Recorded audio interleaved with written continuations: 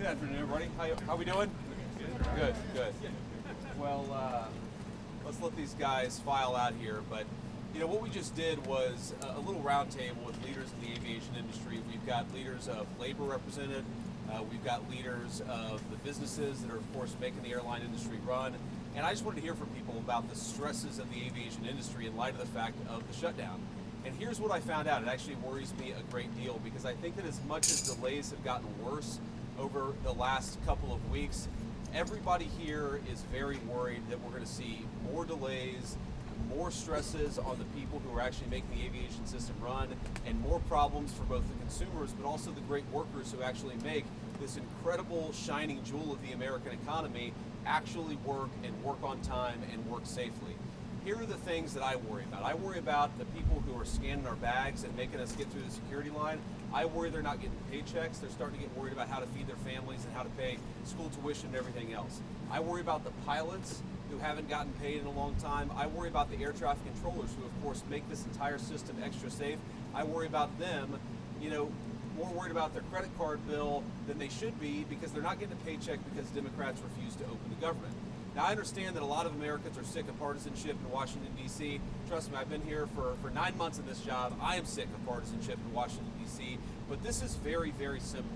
Every partisan dispute, every policy disagreement, all of these things we can talk about, we can reason through, we can disagree, we can shake hands and compromise on some of those issues, hopefully. But this is something that every single American, Democrat or Republican or Independent, should be able to agree on.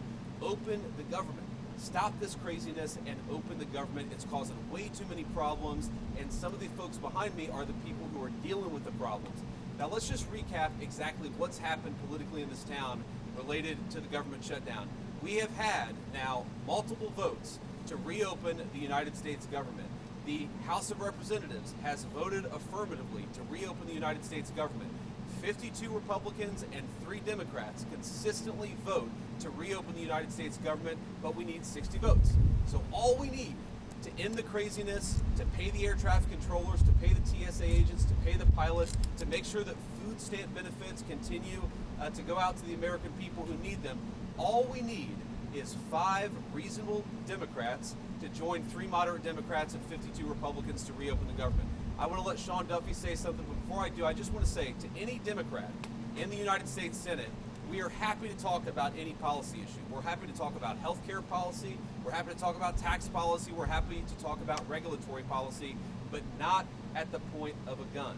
You do not get to take the American people's government hostage and then demand that we give you everything you want in order to pay our air traffic controllers. It's a ridiculous set of demands. Let's reopen the government, and then let's sit down and talk about how to compromise on policy for the American people. Sean? Appreciate it, Mr. Vice President. So, first, I want to thank you for calling this the aviation industry. We have a great coalition, bipartisan coalition, and so thank you for that.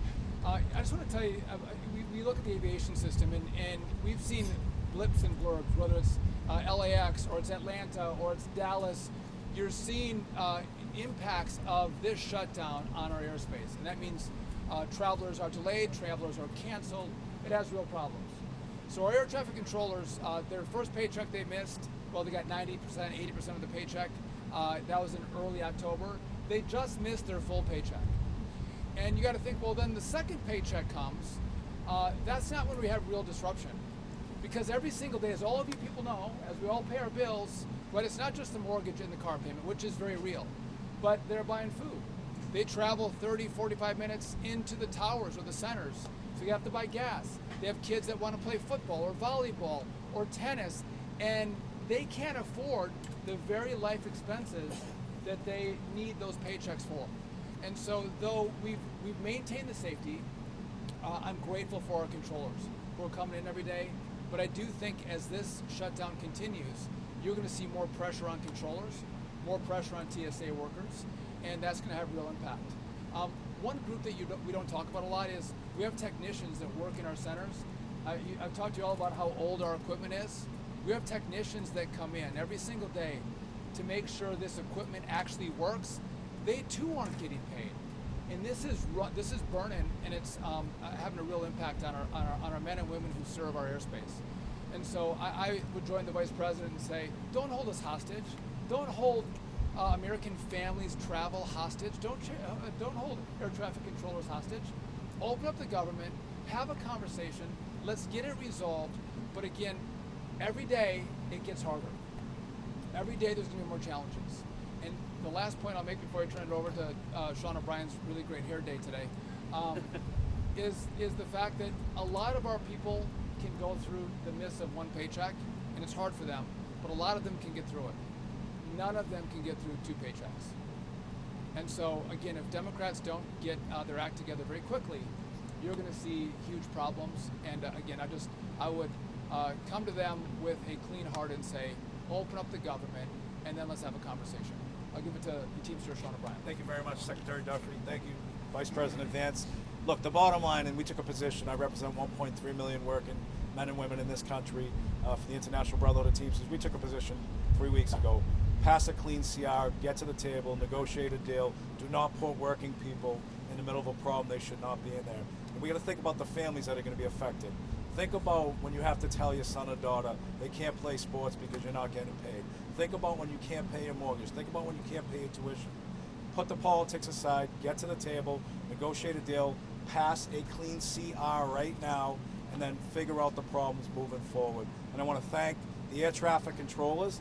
I want to thank the Aviation Administration for all their hard work and sacrifice they make.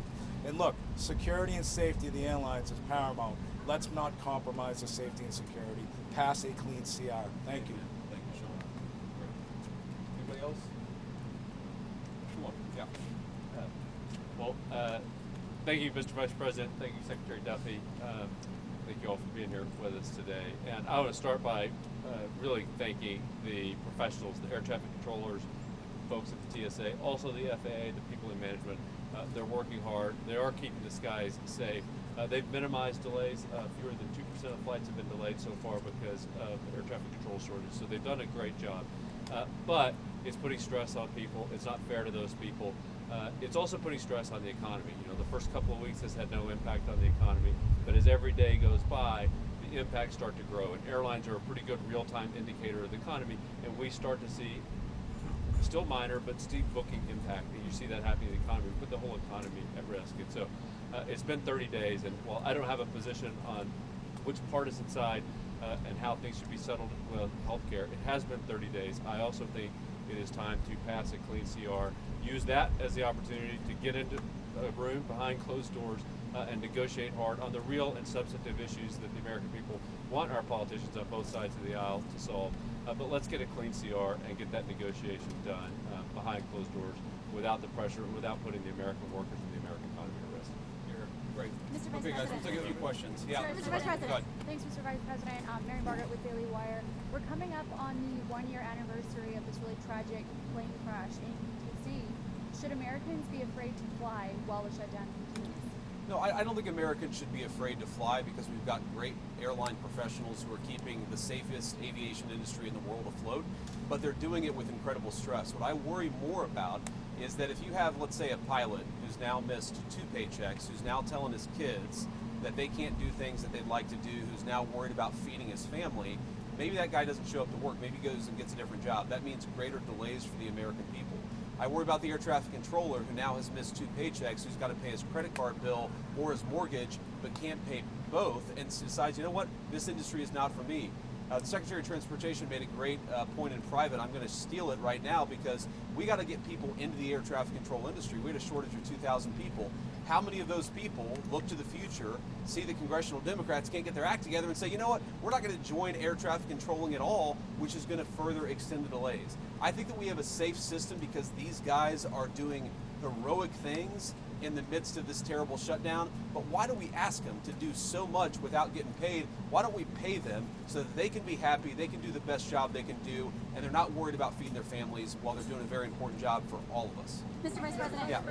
Could you let us know your understanding of the President's comments that he wants to resume nuclear testing after more than 30 years? Does he mean the warheads themselves, the distribution, the missiles, and so forth? What's your understanding of his intention? Well, look, I'll answer that very briefly, but I really do want to focus on the shutdown that is affecting the American people. I think the President's truth speaks for itself. We have a big arsenal, obviously. The Russians have a large nuclear arsenal. The Chinese have a large nuclear arsenal. Sometimes you've got to test it to make sure that it's functioning and working properly. We've been working very closely, even with nations that we don't have the best relations with, to try to limit nuclear proliferation. The president's going to keep on working on that, but it's an important part of American national security to make sure that this nuclear arsenal we have actually functions properly, and that's part of a testing regime. To be clear, we know that it does work properly, but you got to keep on top of it over time, and the president just wants to make sure that we do that. Mr. Vice President, Kelly Meyer with News Nation, and my dad was a pilot, so thank you for what you're doing to keep this guy safe. I wanted to ask you, I know you said that you're going to talk with folks on Capitol Hill after they open the government back up. If this keeps going on, would you consider getting everyone together like you did before the shutdown here at the White House to talk? And just quickly on nuclear, does the new testing make the world less safe?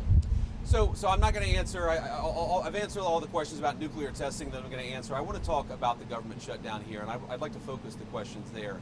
But to your point, look, I've never said we're not going to talk to congressional Democrats until they reopen the government. What I've said is we are not going to give in on policy demands under the threat of hostage taking. I mean, if any moderate Democrat or any Democrat period from the United States Senate wants to come over, they're welcome to walk into these doors in an hour. I'm happy to talk to them about how to end the government shutdown, but it's actually very simple because there's a clean CR, as you heard from everybody, that would reopen the government.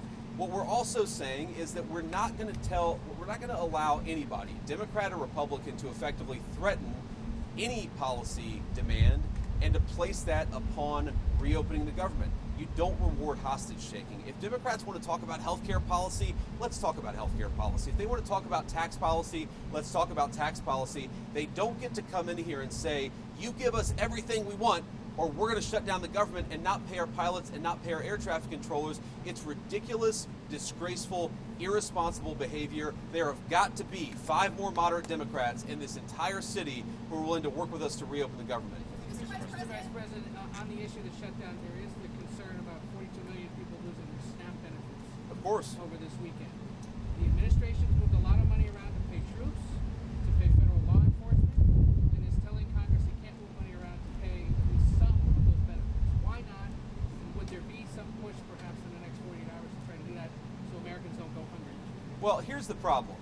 If you go back to previous government shutdowns, what has happened is that sometimes the president has tried to make the shutdown as painful as possible on the American people.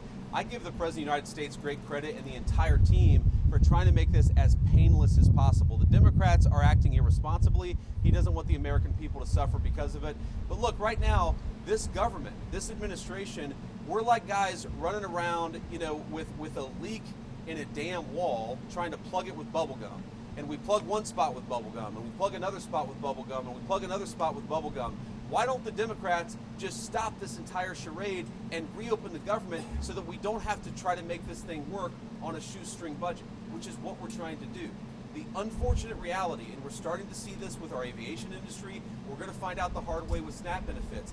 The American people are already suffering, and the suffering is going to get a lot worse. Not because the President of the United States has failed to make the shutdown painless. He's tried to do everything that he can to make it as unpainless as possible. The reason that pain is coming and the reason it's building is because we're not passing the clean bill to reopen the government. It's a very easy thing to do.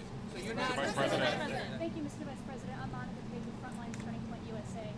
On the government shutdown, of course, we're approaching Thanksgiving, we're approaching the holidays. What could travel look like, if the Democrats don't open the government in time? So I'm going to let our great Secretary of Transportation answer this question. Look, it could be a disaster. It really could be.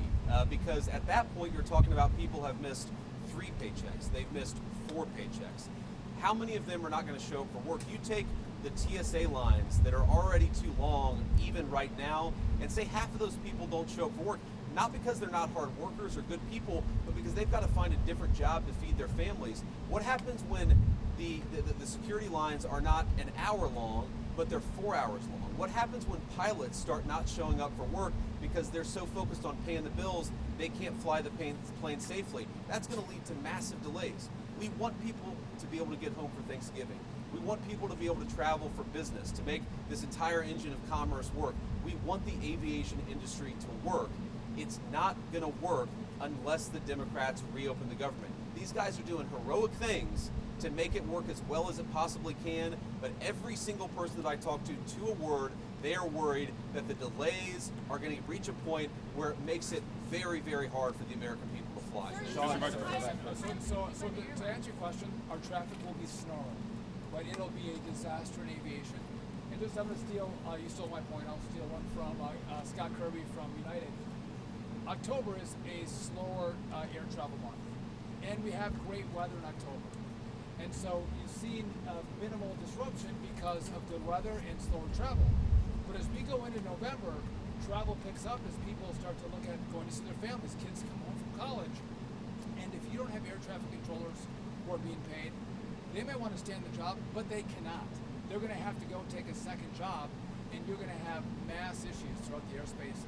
People will not be able to go from one place to the other because of the government shutdown. And I hope Democrats don't take it to that point. Mr. Vice President.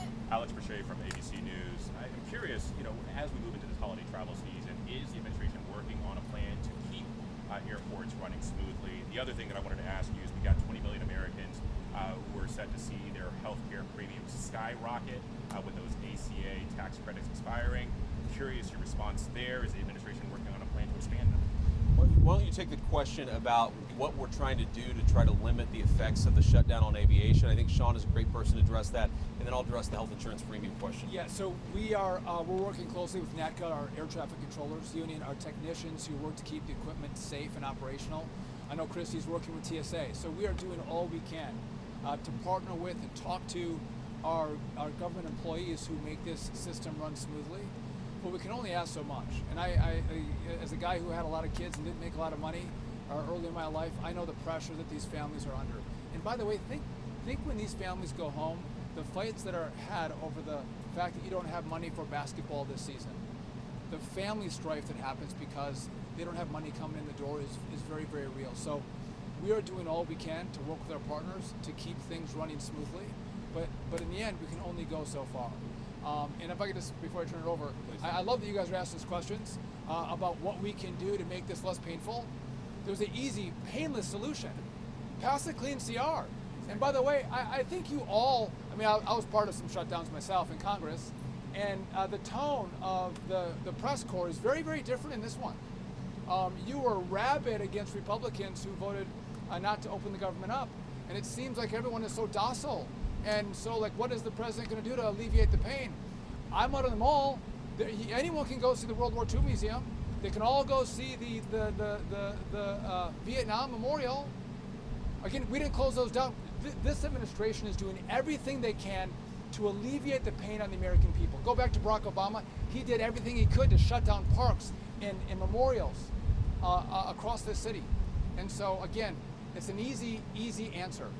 Go ask the Democrats that question. Say, what are you going to do to make sure that people get SNAP benefits this Saturday? Or they have health care assistance for their Obamacare? What are you going to do?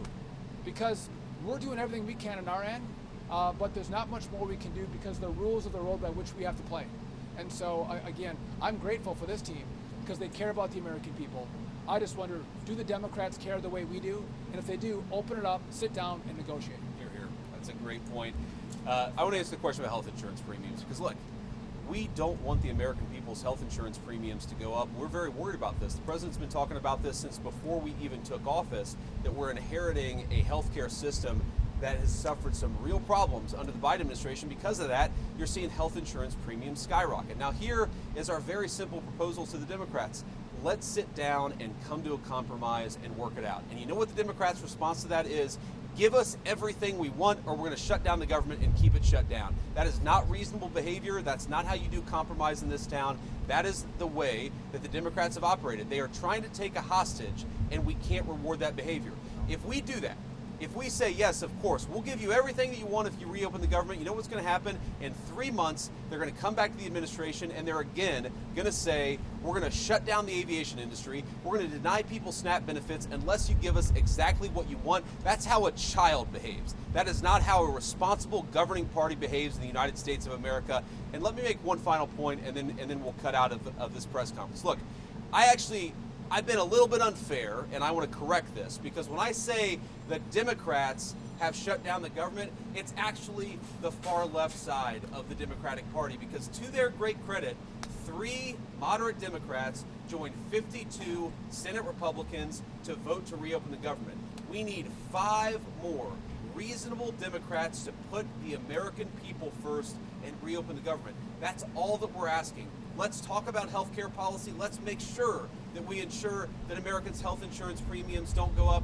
We want that, and we're willing to work with people for it, but they've got to reopen the government first. Sean came from a background not that dissimilar from mine. Sean O'Brien came from a background not that dissimilar from mine. There are moms and dads who are fighting right now because they're worried about not being able to pay the credit card bill and the mortgage bill. There are parents who have to look their kids in the eye and say, you know what, we're not going to do football this year.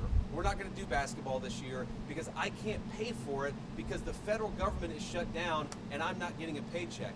Do we want those people who keep the aviation system running to not be able to feed their families, to not be able to pay for some of the things that make life worth living? The answer to that question is absolutely. We want them to be able to afford a good life. The only way for that to happen is to reopen the government. It'll be good for those who fly. It'll be good for those who work in the aviation industry. It'll be good for the whole country. Just do the common sense thing, Democrats. Reopen the government. We need 5 Senate Democrats to join us. I hope that they will. Thank you, guys.